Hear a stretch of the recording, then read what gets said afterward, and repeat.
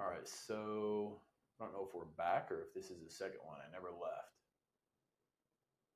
So I think it just paused. If not, we'll combine them. Yeah.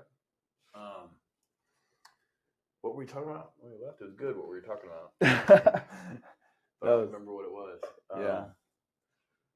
So, but yeah, I mean, it was good. It was good. It was good. It was good. Like 2 hours. Yeah. Conversation. But yeah, I mean, it's an honor for me, good opportunity to have like first podcast with you, Tabor, and I mean, we've been talking about it for a long time, man. So yeah, I'm glad we finally did it, man. I'm glad you're here too, man. That's great. And the other thing too, I think that I think will be fun with the podcast is re-interviewing people 6 months later, or a year later, or 2 years later, or 3 years later, when they're just completely different people. You know what I mean? Yeah. Oh, I think we were talking about too, like the growth that you have, where you see how much you've changed. Oh yeah. Yeah, I think that's what we were talking about. Yeah, that's what. That's something that's been interesting for me. Like, it was only about 6 months ago, maybe, between like 4 and 6 months ago, like it just dawned on me how much I've changed in the last like 2 years. Yeah. You know what I mean? Like, because sometimes like you grind and you grind and you grind and you don't realize that, like, you're just like, where's the progress? Yeah. What has, I don't see anything positive coming out of what I'm doing. I just feel like I'm grinding and I'm getting nowhere. You know what I mean? Yep. And like a hamster wheel. And you don't I don't think you see it when you're in it. Yeah. Sometimes you have to get to the other side of it. Yeah, to see it from the side. To go back and look and say, oh, yeah, wow, I'm a different person. Yeah. I've grown, I've changed. You know what I mean? I've my mindset's different. How I think is different. Yeah. You know what I mean? Yeah. I've things that I've been working on my whole life. Like, I see progress, and I give a lot of credit for that to,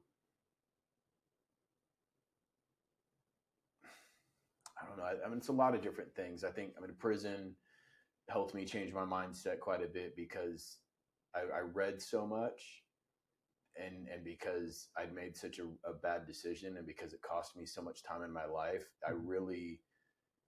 I think that was the beginning. That was like the seed of the journey to changing my mindset. Yeah. You know what I mean? Because it was. You were what? How old were you when you went there? I was 39 when I got arrested. 39. Yeah. Got out when you 47. Yep. 47. Yeah. Got out at 47. Okay. Yeah. And it was. I think prison was the seed of like learning to think differently. And it was such a long journey, and I'm not even remotely close to done yet. You know what I mean? I've got the rest of my life to continue this journey. Yeah. But like, it's a marathon. And it was almost it was encouraging when it finally dawned on me that the last couple years, or the last year and a half of my life, where I felt like I wasn't that things weren't happening the way I wanted them to. Yeah. But then when it dawned on me that, but you're a different person. You've grown. Yeah. You think differently. Yeah. You approach life differently. Exactly. You were making these mistakes. You recognized you were making those mistakes. Yeah. You learned from them. And yes, you still make them sometimes, but now it's not just this thing you do. Yep. Now it's something that you avoid for the most part. And if you do make that mistake, you recognize it, see it, and adjust. Yep. And in the process of that journey, I didn't see it. Yeah. And then about 4 to 6 months ago is when it just dawned on me one day. I was like, it's like God blessed me with opening my eyes that, hey, I know you're frustrated. I know that your journey isn't exactly the way you see it in your head, but I'm just going to bless you with what I see. Yeah. You know what I mean? I'm just going to show you that your journey hasn't been for nothing. Yeah.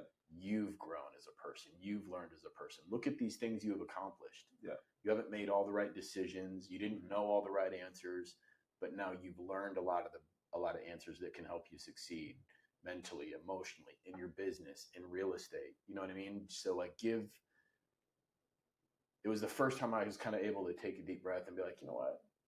It's good. Yeah. There's been a lot of progress that's been made. And then in the last like 4 to 6 months, I feel like that progress has just grown exponentially. Now that I recognize where I was and what I got to, now it's like recognizing that feeds my journey forward. Yeah. If that makes sense. I don't know if like the growth isn't always money.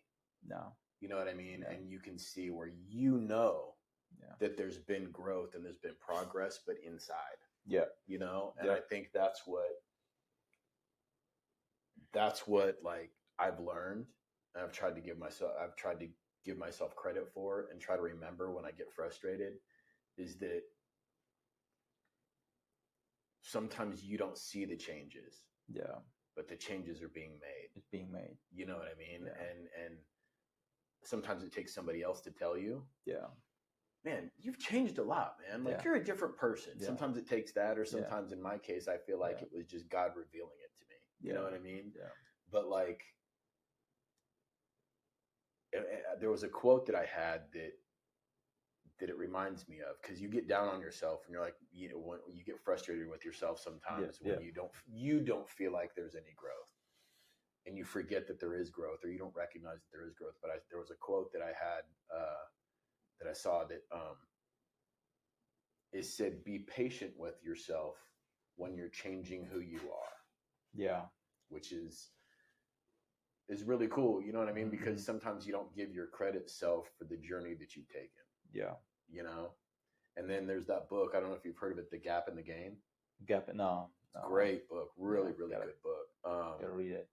I've read a bunch of, books, but I got somewhere in the community, somebody brought it up. Yeah. And that guy wrote another book too, which was good, that I just got done reading. You read the physical one, or no, I read digital? Both of them were digital. Okay. Yeah, and I've listened to The Gap in the Game. I read. It's the same thing to me, but twice. Yeah. And I need to go back and do it again because it's so hard. What he talks about how the other book he wrote is called Who Not How. Yeah. Yeah. So the same guy who wrote Who Not How also wrote The Gap in the Game. Who Not How. But what he talks about is how, like, because he coaches a lot of really successful people, entrepreneurs and CEOs and things like that. And he said one common thread with almost all of them is they don't think they've accomplished enough. Mm-hmm. You know what I mean? He's like, so they'll come in and they'll be a part of the group and they'll say, you know what, I feel like a failure. Mm-hmm. I haven't done this thing. I haven't done this thing, because they're over here looking at this goal they want to achieve. Mm-hmm.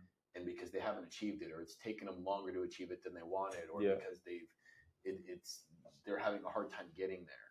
Yeah. They're just so focused on that, and it wears on them, and it brings them down, and it makes these people who are super successful, it makes them feel unsuccessful. Yeah. It makes them feel like they haven't accomplished something. It makes them feel worthless in some way, you know? Mm-hmm. And so his whole deal is that when you're thinking that way, you're living in the gap. Okay. There's a gap between what you've accomplished and where you want to go, and you're living in that gap. Yeah. What you need to do is live in the game. Mm-hmm. So when you're here and you feel like, I'm trying to get this done and it's not working the way I want it to, and it's taking longer than I want it to, you have to stop and look backwards.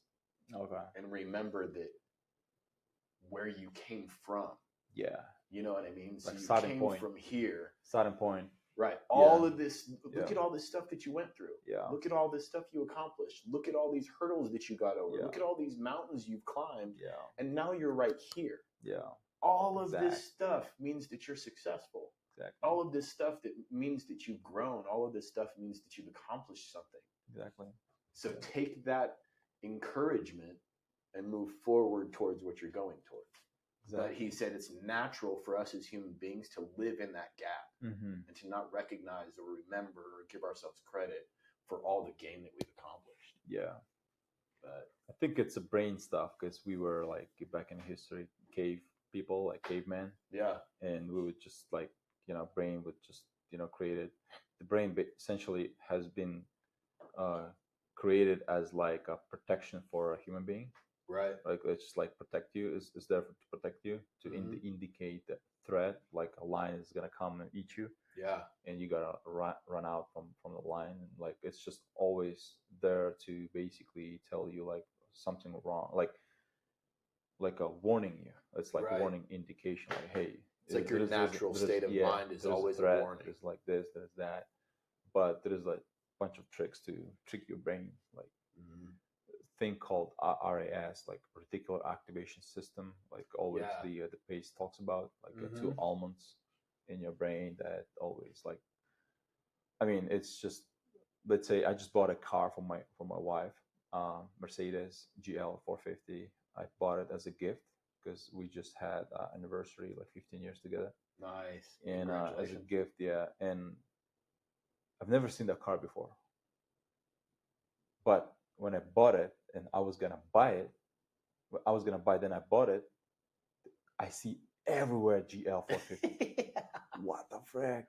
Then I remember the thing, like RAS, the reticular activation system. Right. My attention is just like for that GL 450. Right. Because I just bought it and I know the car and it's beautiful. Now I just recognize everywhere. I see all the GLs I'm driving. There are a bunch of cars. Yeah. Among all those cars, I see that GL 450. Yeah. And if you apply that RAS theory to wherever you want to like success, like you want to succeed in a real estate, right? Or like you want to do like a mobile home parks, and you will see the opportunities all over. Right. You will recognize them. Yeah. I just gotta, your ability to be successful depend on the ability you recognize that success.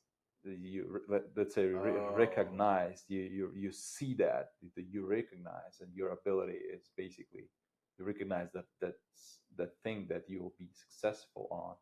Like let's say mobile home parks, you will see that that's the opportunity for you, and you can see, but other people can't. Why? Because they don't know. Right. But you know. Oh, you just driving by and you see that it's a little bit like a beat up property, but it's mobile home park, and you're pro. Right. You know how to bring value and just like fix and flip and sell it for more. But the person next to you, he or she doesn't know, because they have no that kind of ability, because they haven't went through what you went through. So that's like yeah, so it's a brain thing. Successful is basically to be able to see the opportunities. Yes, exactly. Yeah. So it's interesting. I mean, the RAF thing is just like, I was like just a little yesterday. I'm like, wow, this is a real thing, you know? Yeah, for sure. Yeah. The personal development was like it is a big journey for me personally, because like, can you imagine I couldn't speak English at all like 7 years ago, and like now I'm like have a conversation with you. It's just like, it's journey. Yeah. It's a marathon. It's not like a sprint that like I would learn 1 week and I forget about it. No, it was just like everyday grind. Like, you know, like I don't just put away the real estate stuff. It's just like English language by itself is like a marathon for me. Yeah. You know, and I don't know anything about your native language. Yeah. But I've talked to people who know Spanish. Yeah. And then other people who know like other languages and stuff.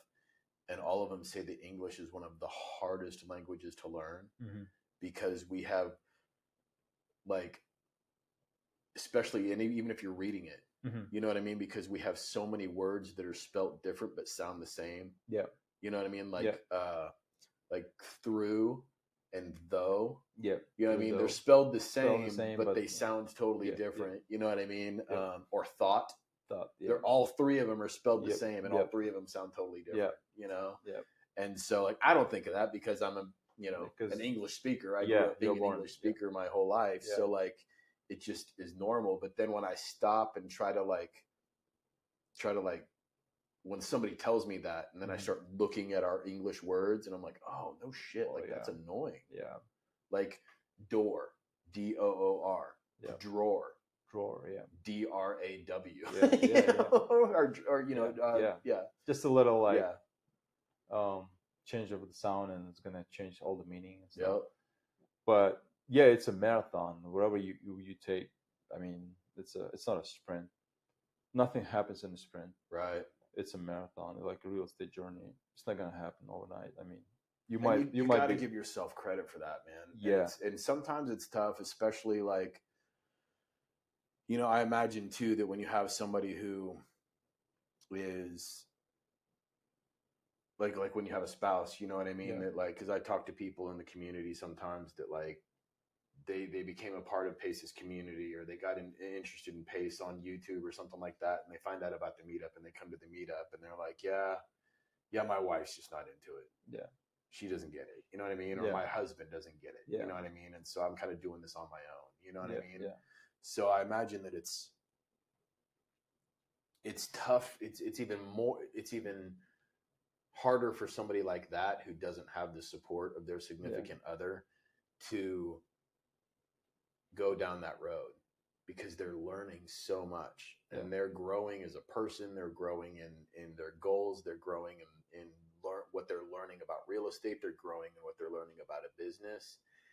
And if your significant other isn't into it at all, or isn't even involved in it, or doesn't like it, or doesn't think about it, like, it ain't gonna be easy. Right. And they want, because your significant other, you can come home and you can tell them, man, you know that you can buy properties without going through a bank, and they won't be like in. Right? Yeah, and they're like, whatever. What okay. are you talking about? Yeah, and then 6 months later, when you're still talking about it, they're like, well, how come you haven't bought one yet? Yeah. You know what I mean? And so like, exactly. Well, because I'm still learning, because I'm growing, because I don't know exactly how to do it yet, but I know that this thing can happen. But I'm working on meeting people that can help me do that. And there's a who, not how. We have a who, like a people who are doing it, and we basically can reach out and they can help us. Right. Exactly. My wife, she's not working, right? She's at home. Right. She takes care of our kids. But yesterday I bought a car for her, and I ordered the special plate called Best TC. Oh yeah. She wants to become a transaction coordinator. Yeah. And I got a plate Best TC. It's Hell like kind of affirmation. She Yeah. hasn't joined yet, but she's a numbers person. Oh, that's perfect. She can. It's gonna be easy for her, and she's got English and stuff, and she can speak no problem at all, and she can count. And she's like, "Wow, I mean, I'm gonna become a TC. Yeah. When you become TC, then we'll be like, it's gonna be easy for us. Yeah, because you will handle my files and stuff. Well, when I have, because I just like when I have a deal, I just put the contract by myself. It's like it consumes time, right? For sure. So it takes time to go through. For example, just the guy I spoke before, he just like, hey, send me contract. Yeah. And I was supposed to go home and like send a contract right away, but I could just like tell her, text my wife and say like, hey, here's the guy, here's the address, and here's an email, and just send the contract. Right. I would buy back my time. Right. But it's still in a journey, right? It's a marathon. She hasn't joined yet, but she's. But see, that's such great encouragement too, Yeah. And that's such a help. That's such a huge motivation for her, and an encouragement for her. Yeah. That you've already got a license plate that says Best TC, and she TC. hasn't even joined yet, but she wants to. So now when she does join, she knows that you're behind her. Yeah. She already knows that she's going to be the best TC because she sees it every day. Yeah. You know what I mean? So that's super amazing. People don't really realize that little things like that encouragement, that daily encouragement, and that just that little pat on the back, that little, hey, you're doing a good job. Hey, I believe in you. They don't realize how just that little bit can help you conquer the world. You know what I mean? Yeah, the profession of TC is like amazing. I mean, you're not attached to anybody. I mean, you're at home taking care of the kids. Yeah. And you just like, you have a files that you're working on, you get paid. Yeah. Wherever you are. I mean, it's a skill. I mean, we can just like, if I'll do like everything virtual, that what I used to do. Like while I was living in Florida, I used to sell properties here in Arizona, which is like virtual. Yeah. We can go wherever we want to go. I mean, we can fly to Hawaii or Puerto Rico and like do work just remotely, That's what I'm explaining my wife. She's like, she's on board all the time. Yeah. I mean, she's like, yeah, I mean, that's amazing. I'm like, yeah, let's do this. And I bought a car, and like, I didn't say that I wanted to get the plate called Sub to Mom. Oh, But yeah. It was Taken? taken already by somebody. Sub to Like Mom, Pace's wife. maybe. But I'm like, all right, best TC Yeah. is available, and I'm like, yeah. And I showed her, and she's like, wow, Yeah. thank you. Yeah, it's like kind of small, that kind of like gifts for her. Yeah. It's like good, you know. Yeah, for sure. She's yeah. So, but yeah, it's interesting, bro. It's a journey. Yeah, It's a for journey. sure. We'll see. I'm just pumped. Like, what's gonna happen in 5 years? Who am I becoming? Like in 5 years, because Yeah. I'm so heavy on personal development stuff. Yeah. Um, that's why I moved to Arizona. If I wouldn't be pumped about it, like a personal development, like business, real estate, I wouldn't move from Florida. Florida is amazing. Yeah. It's a beautiful place. Yeah, for Arizona, sure. I mean, I would never think about living in Arizona because for immigrants, they wouldn't think about Arizona at all. It's like, for us, it's like desert. There's like nothing. Right. Because if you've never been here, you don't know how the Phoenix look like. Right. Remember, you showed me the you went me to the, like, you showed me, I mean, everywhere, like Scottsdale, Phoenix, like we went like a lot of places. Yeah. You know, we had dinner. It's good. I mean, I wouldn't think about moving here. Yeah. Because for me, in my mind, it's like desert. Like, what I'm gonna do there? Right. Immigrants are all over, like New York, California, Florida. They're like big places, like big cities. Like, you know, that's we grew up by watching movies in California, like, you know what I mean, like right, New York City, like Florida. But and if that's mostly what you see in movies, yeah, that's where you have to go to succeed. Yeah. Yeah. And I moved here in Arizona for a reason, because I'm chasing my dream. So yeah, and it's a beautiful place. It's, you know, where, I mean, real businessman movements, you know, real estate capital. Yeah. You know, a bunch of stuff's going on. So there's so many people who live here that you don't realize unless you know, if you're not from here, you know what I mean? No. Like, even when I got here, I was like, oh my God, there's a lot of people who live here. Yeah. It's amazing, bro. And I'm pumped. Like 5 years, what's gonna happen? I mean, 5 years, you know, I might become my first millionaire in my family. That would be amazing. I'm a chain breaker, you know what I mean? Yeah. I came here to break a chain.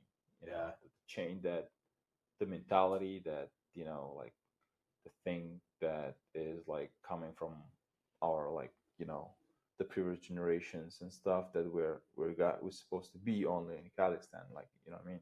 Yeah. In those countries, and there is no like other countries that you can go and strive and develop and achieve something, change the world. And just kind of like pumped a little bit, and we'll see how it goes in 5 years, you know. Yeah. I might pivot to, I don't know, maybe my multi-family, like to Grant Cardone's world, you know what I mean? Yep. Which is bigger assets. Who knows? And and that's what's so beautiful about real estate, is that it's this giant ocean of opportunities. It's an endless way to make money. No, it's endless. It's abundance. And you're always learning. Like, even Pace, you know, he's like, I've been the single family guy forever. Yeah. He's like, I'm a single family expert, and I make millions of dollars off being a single family expert. He's like, but as I grow, and I get into these other rooms with these other people, they're like, no. Single family is nothing. Let me bring you into this world of multifamily. Yeah. You know what I mean? He's like, and then I get into those rooms. Yeah. And I'm the small fish. Yeah. And I'm the one who's got to relearn this whole new industry. You know what I mean? He's like, and I get imposter syndrome. Yeah. You know? As a quote goes, if you're a smarter person in the room, you're in the wrong room. Yeah.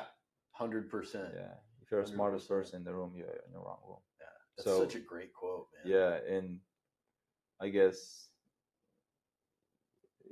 I mean, you don't want to be the smartest person in the room, because you're not developing there.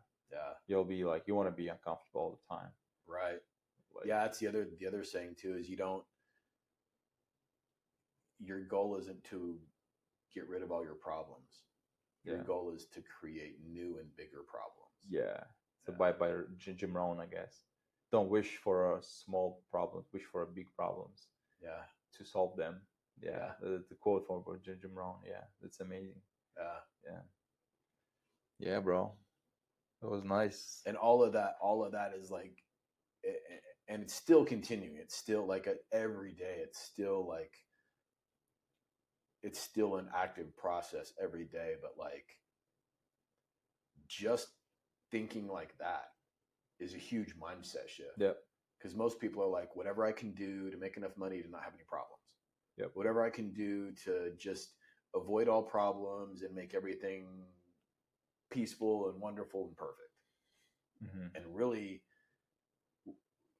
like, you learn through books or through people who are successful or through the community or through, podcasts or whatever it is that you're doing to try to grow and learn. You hear successful people that are like, nah, find bigger problems. Yeah.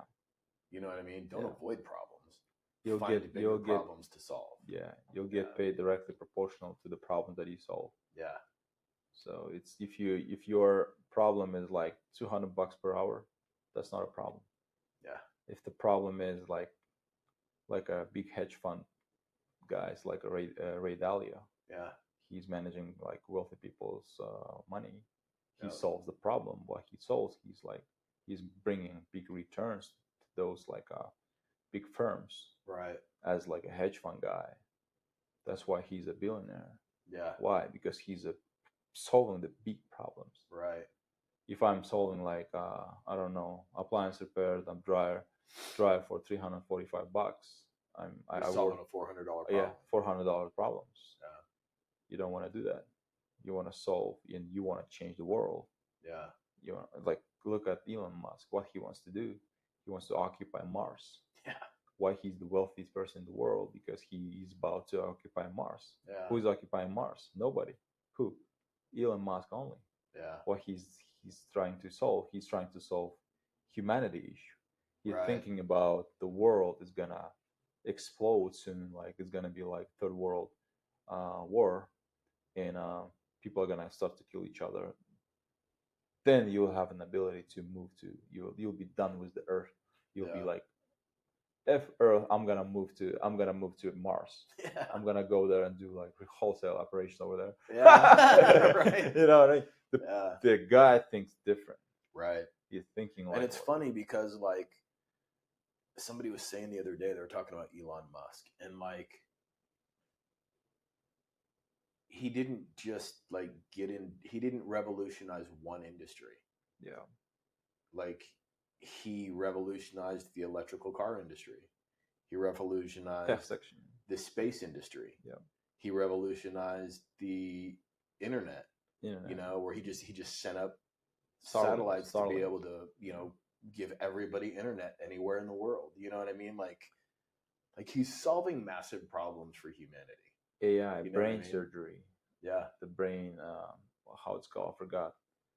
The neurosurgery? Neuralink. Yeah. Neuralink. Yeah. This was crazy. Boring Company. He's digging the holes. Oh, that's right. I forgot about that too. Yeah. Solar City. I forgot about that too. System. Like, yeah, bro. It's just, they were telling that. They were saying that too. I forgot about all that. It's like 4 or 5 different industries that he's revolutionizing. Yeah. You know what I mean? And you look at like somebody like Steve Jobs, and Steve Jobs changed the entire fucking world and how the world functions.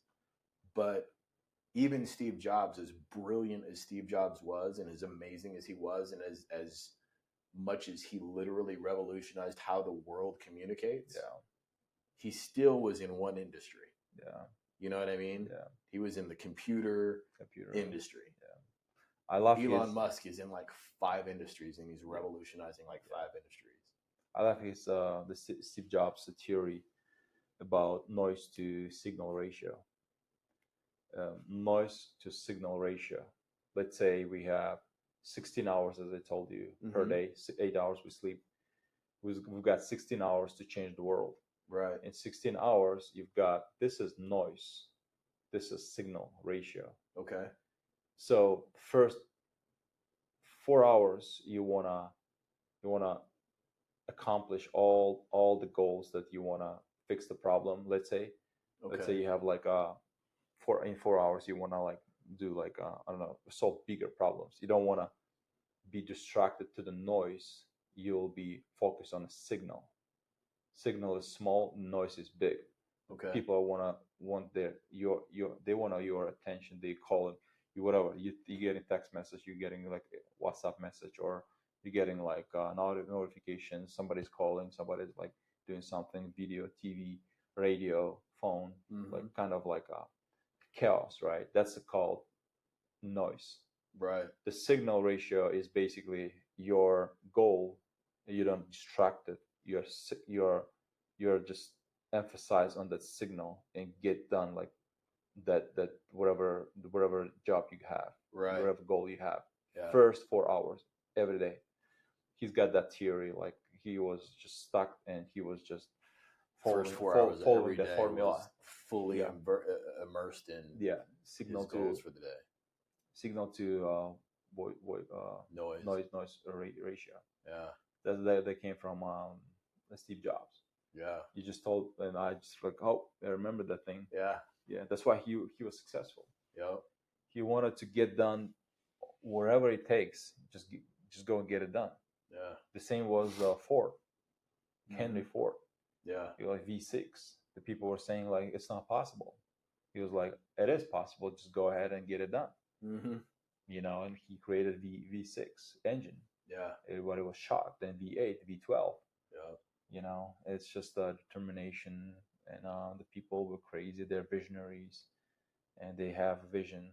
They want to create that atmospheric V6 engine that they created. Elon Musk is the same. Electrical cars. Yeah. So it's like we all, not all, but most of the people who want to like, who are about to conquer the world. They want to achieve and occupy Mars. They are visionary people, and they are nobody without integrators. Right. We got to find that integrator. Who's gonna help us to accomplish whatever we want to accomplish. Yeah, for sure. There is the book called Rocket Fuel. Yes. Have you read it? Yeah. That's incredible. I didn't know about visionary integration, integrator stuff. Like, I didn't either. No, the two people in a company. Yeah. So if you're a visionary, you gotta have integrator. Yeah. That your back end, your front end, they're in back end. Yeah. Doing like. I deal with that now. Like that's like the growing pains. You know what I mean? Like. Bottleneck. Yep. I got reading Rocket Fuel and then reading Who Not How. Yeah. And Who Not How is such a good. Have you read that one? No, I'm about to. That's such a good book. After this podcast, I'm gonna go ahead and buy it. Yeah. Who Not How. It's such a great book, man. But it's just like, and like I'm at that place right now where I can't afford to hire another person. But if I could hire one person, it would just change my life. You know what I mean? Because all the integrator stuff could be taken care of. The stuff that, number one, I'm not that great at.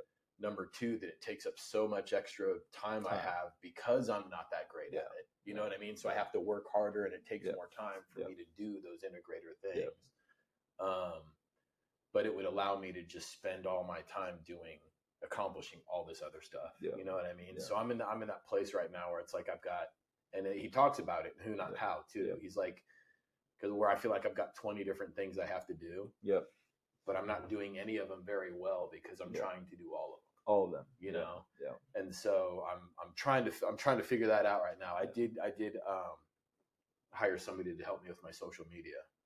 So that's smart. So that's been at least kind of give me a little bit of a boost there. So hopefully that will help get some of that going for me. But the one thing I've been pretty good at is staying consistent with my podcast. You're doing great, bro. You're doing great. You're taking action. I'm working on. I'm trying to do it every Sunday. Trying to do a podcast every Sunday.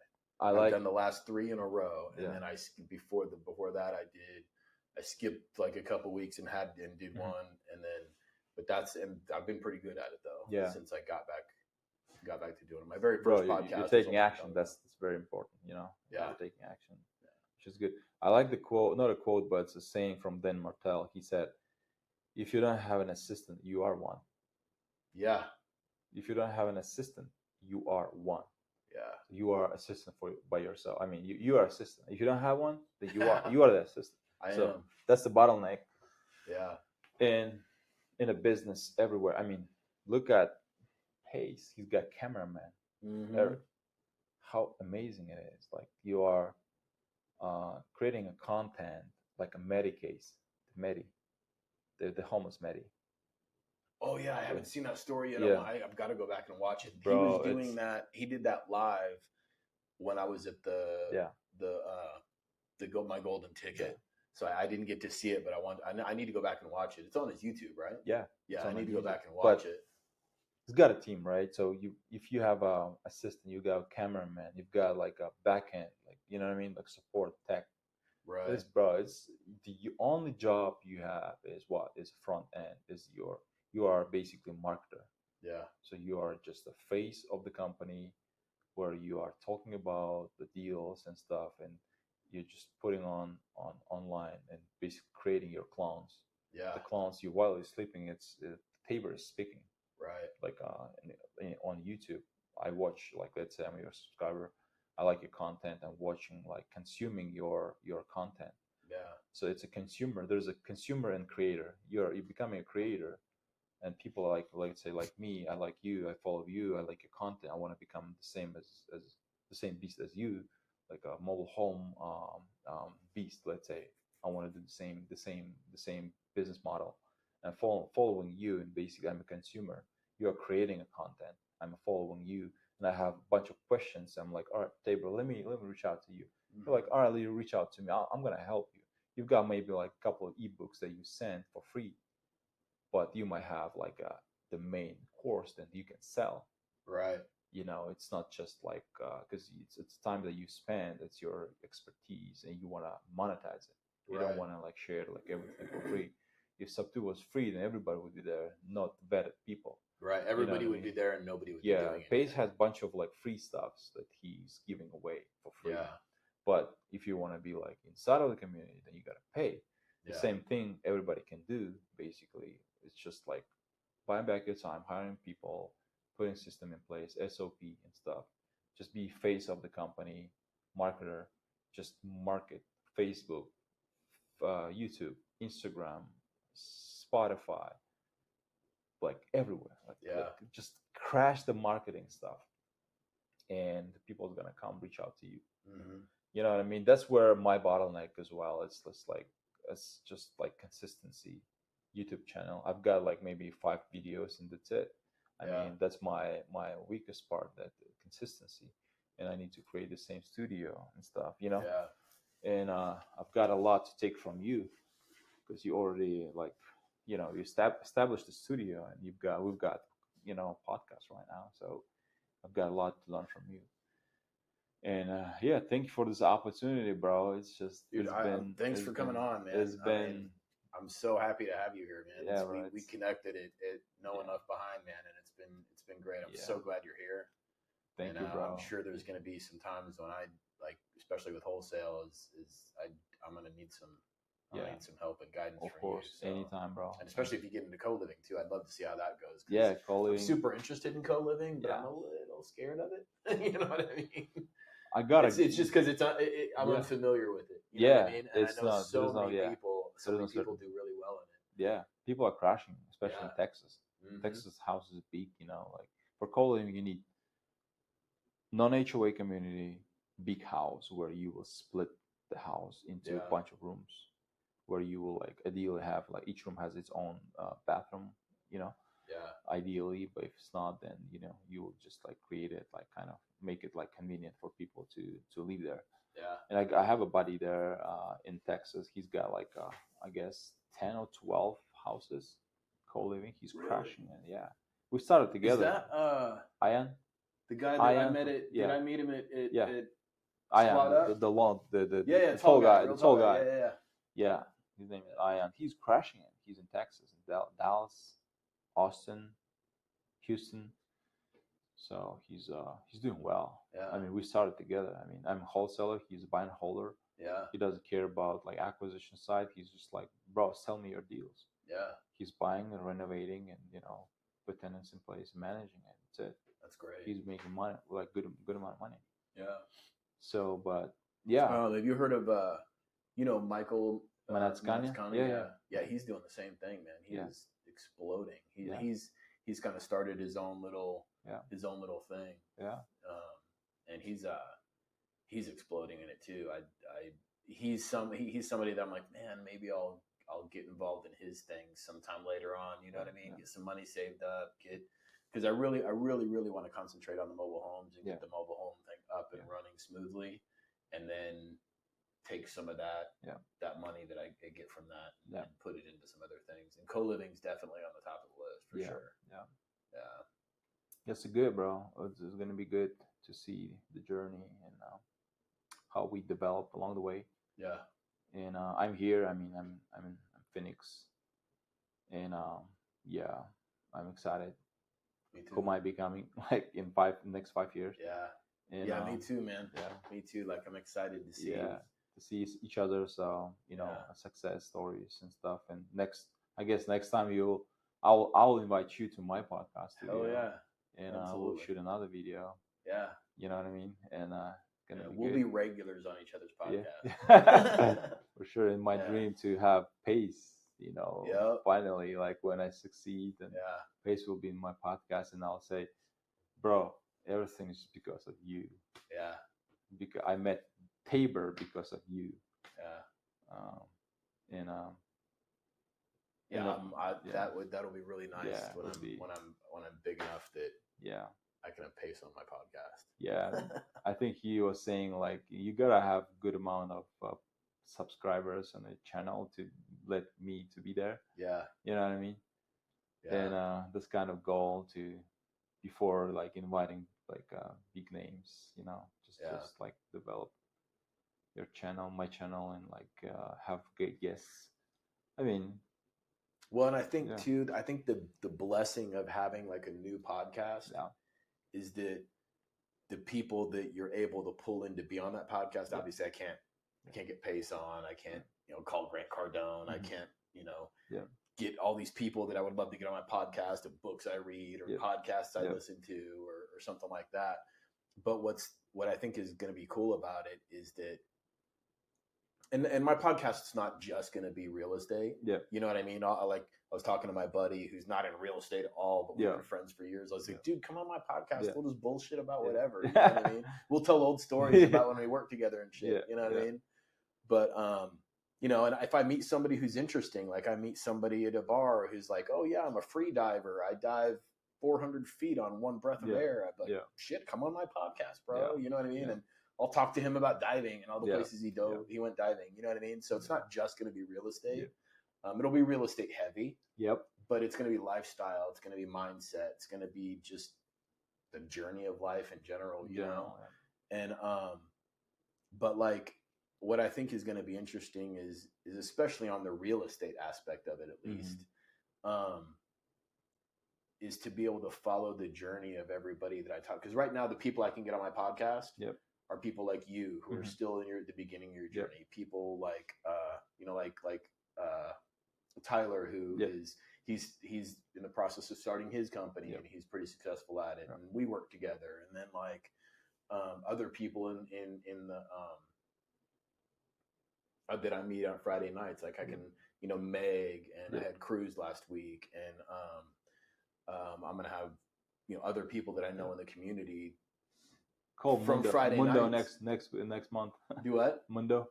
Yeah, Mundo. And Mundo will come do it. You know what I mean? And Mundo to me he's a little bit higher than all of us because he's already accomplished quite a bit in what his niche is. You know what I mean? Yeah.